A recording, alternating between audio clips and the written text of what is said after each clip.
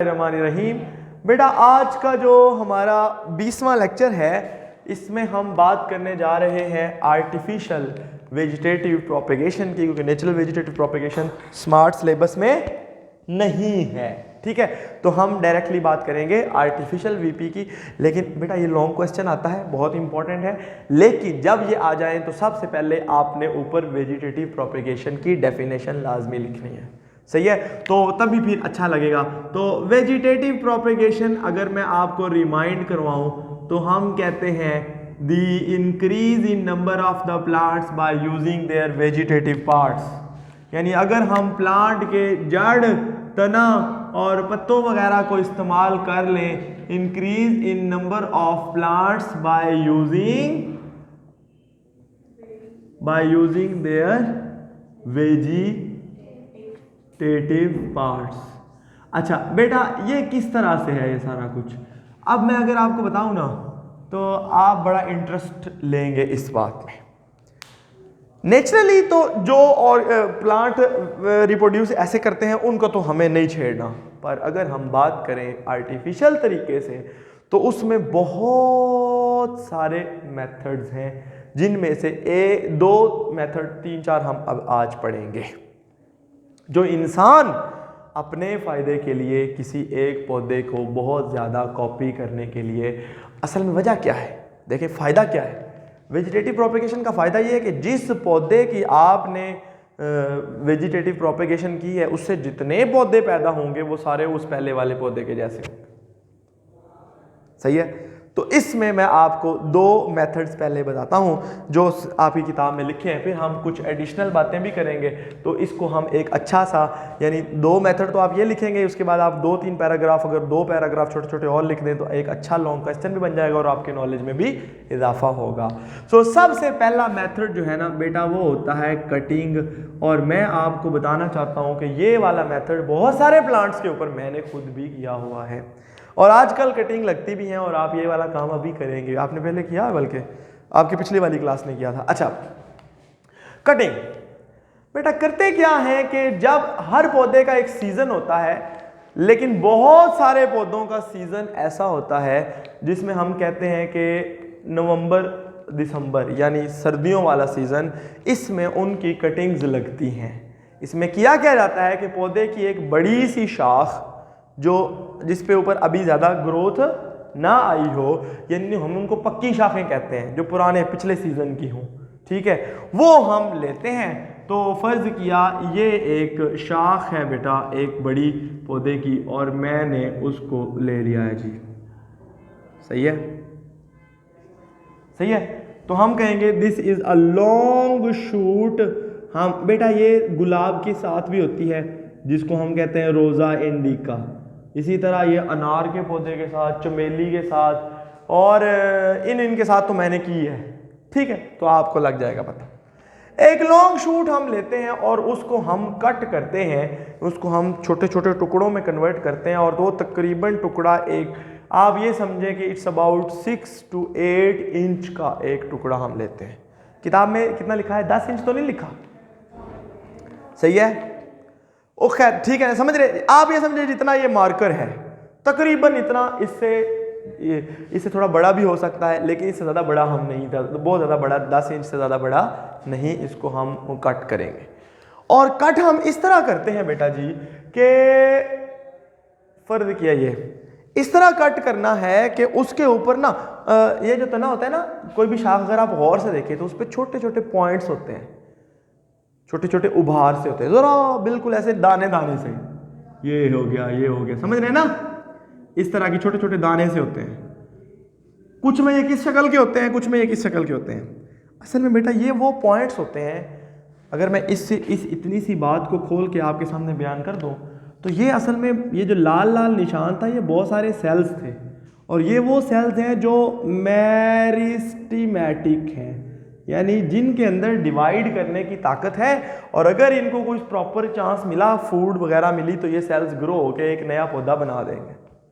सही है, जिसके ऊपर कम से कम ये 2 या 3 पॉइंट्स होना, उसको हम इस्तेमाल करते हैं। मुख्तलिफ पौधों के लिए ये मुख्तलिफ कैटेगरी होती है, किसी में 2 वाला भी चल जाता है, किसी में 3 वाला भी चल जाता है। सही है बेटा। तो ये आपको लग गया पता कि ये मेरिस्टेमेटिक टिश्यू यानी जिसमें ये इसको हम आइज भी कहते हैं। अगर आलू के ऊपर छोटे छोटे पॉइंट होते हैं वो तो बड़े होते हैं ज़रा, उनको हम आइज भी कहते हैं। ठीक, इनको भी हम आइज कह सकते हैं। ठीक है जी। अब हमने ये कट कर दिया और कट करने के बाद बेटा हमने इसको हम उठा के मुख्तलिफ गमले होते हैं हमारे पास, या आप चाहें तो डायरेक्ट ज़मीन में भी लगा सकते हैं।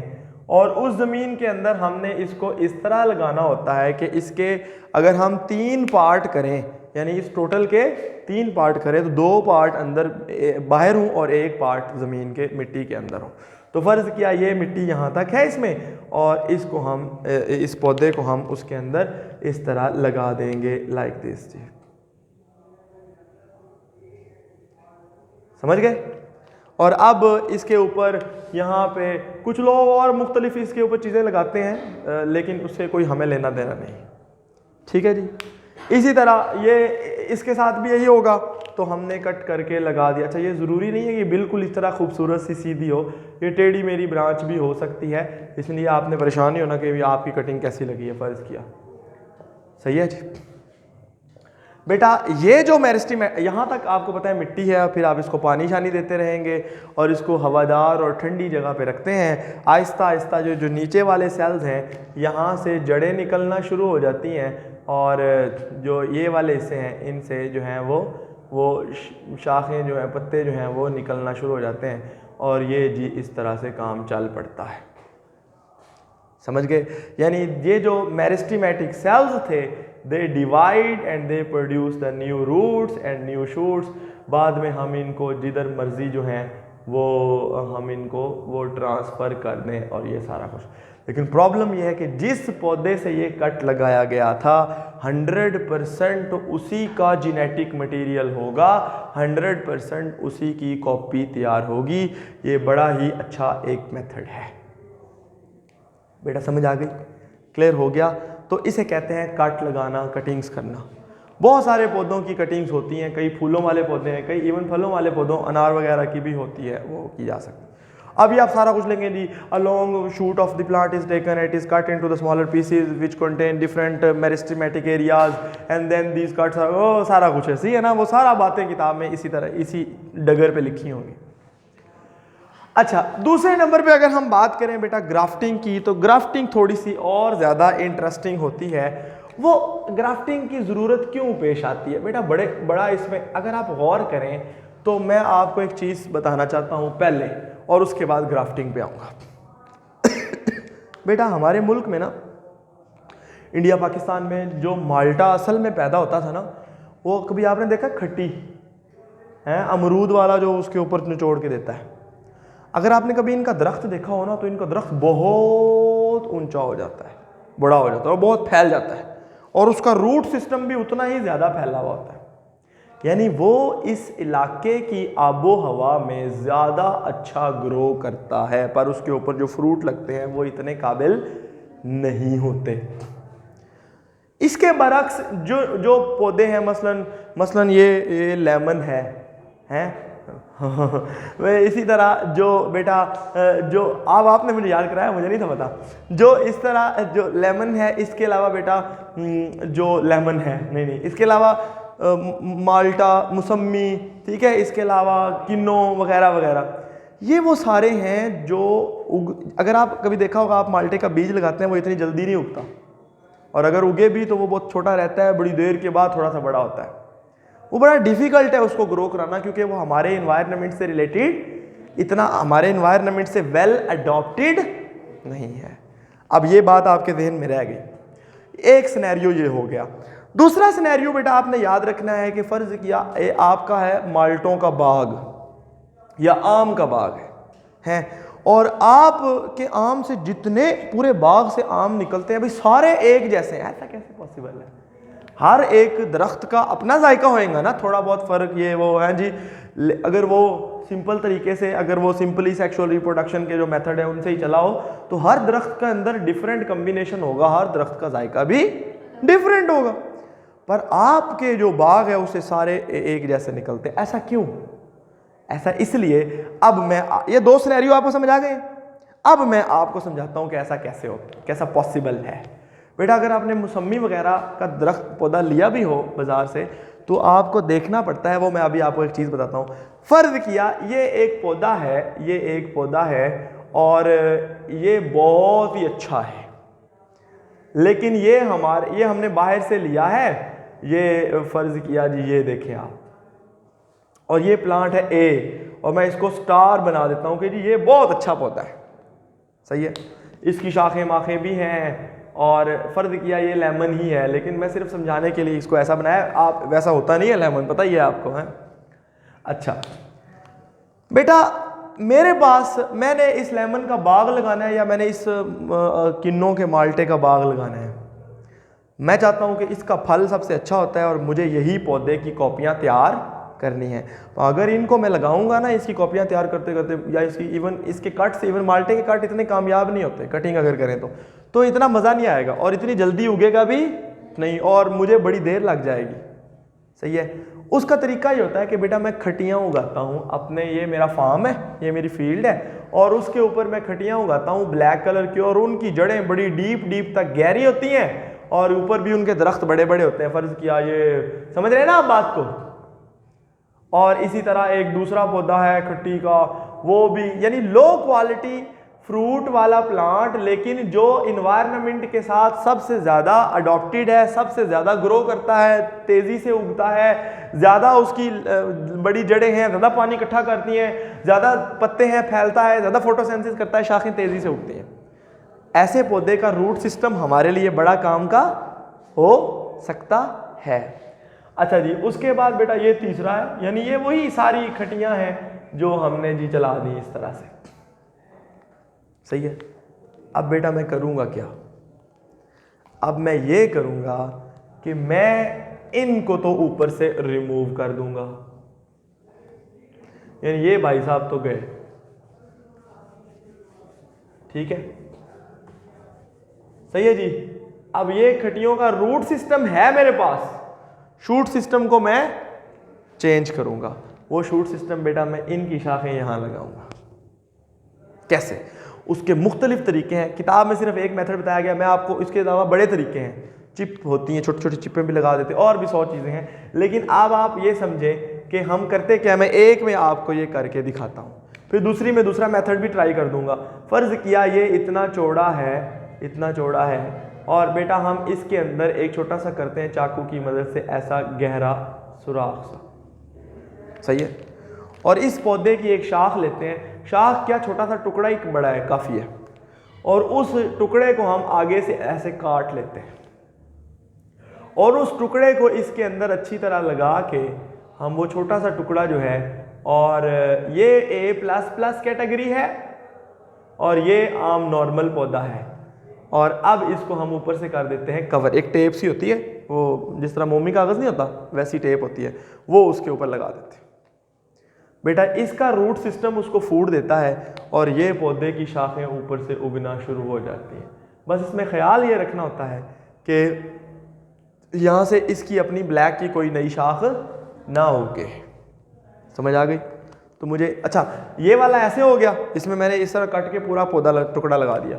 एक दूसरा है, उसके अंदर फ़र्ज़ किया ये वाला जो है, मैं दूसरे पौधे के ऊपर मैं उसी पौधे का छोटा सा टुकड़ा, उसमें मैं क्या करता हूँ, यहाँ पे थोड़ा सा काटता हूँ, यहाँ पे ऐसे करके, और इसकी छोटी सी बारीक सी ऐसी चिप ला के वो इसके अंदर यहाँ लगा देता हूँ, बस वो चिप भी उग सकती है। इस पे मैं एक वीडियो बड़ी कमाल की वीडियो देखी थी, वो मैं आपको दिखाऊंगा। और ये काम तो, ये चिप वाला काम तो नहीं, लेकिन ये यहाँ तक तो मैंने सारा किया है खुद भी और कामयाबी से, ठीक है जी। तो ये भी आपको समझ आ गई। तो इसी तरह ये दूसरी तरह की ग्राफ्ट का मतलब क्या होता है, कहीं से चीज़ को उठा के कहीं और लगा देना, इसे ग्राफ्टिंग कहते हैं। अगर स्किन का ग्राफ्ट है, अल्लाह ना करे मुझे यहाँ से कोई चीज़ जल गई, वावा सारा फेस, तो यहाँ से नहीं हो सकता, तो मेरी स्किन का कोई और टुकड़ा लेंगे और वो यहाँ पे ग्राफ्ट किया जा सकता है अगर प्रॉपर तरीके से किया जाए, और उसको लगा दिया जाए उसके साथ, तो वो जोड़ दिया जाए, तो वो जो है ना उस ज़ख़म को वो कवर कर सकता है स्किन को। इधर कोई और आहिस्ता आहिस्ता, क्योंकि ये नज़र नहीं आने वाला है, ये हिस्सा नज़र आने वाला है, तो लोग करवाते भी हैं।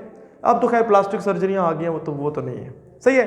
तो ये आपको लग गया पता कि ग्राफ्टिंग होती है बेटा इस तरह कि हम जिस पौधे का रूट सिस्टम ज़्यादा अच्छा होता है, पहले तो ये था, पहले ये कॉन्सेप्ट इतना था कि सिर्फ एक स्पीशी यानी जो है वो माल्टा तो माल्टा, फिर ये आ गया विद इन द फैमिली, जिस तरह सिट्रस फैमिली है, आप खट्टी के ऊपर लेमन भी लगा सकते हैं, खट्टी के ऊपर मौसमी भी लगा सकते हैं, खट्टी के ऊपर आप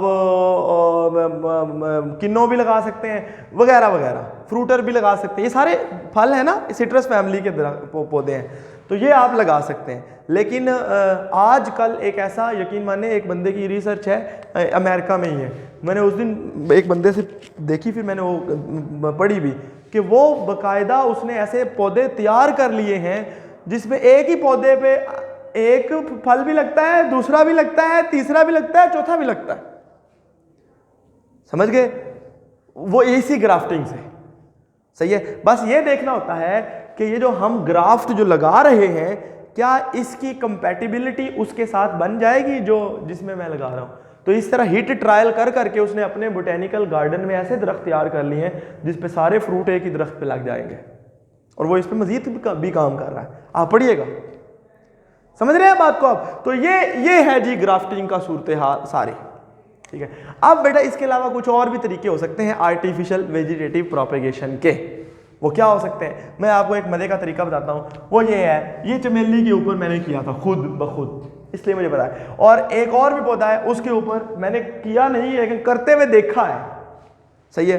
वो मैं आपको 2-3 तरीके और भी बता देता हूँ। बेटा ये है एक फर्द किया, ये एक मिट्टी है और ये बहुत ही अच्छी जड़ें हैं, और ये चमेली का एक पौधा है और बहुत ज़्यादा, और ये उसकी शाखें हैं। और आपको पता है चमेली की शाखें जो है ना वो बहुत दूर दूर तक चली जाती हैं, लंबी भी हो जाती हैं, मोतिया जिसको आप कहते हैं।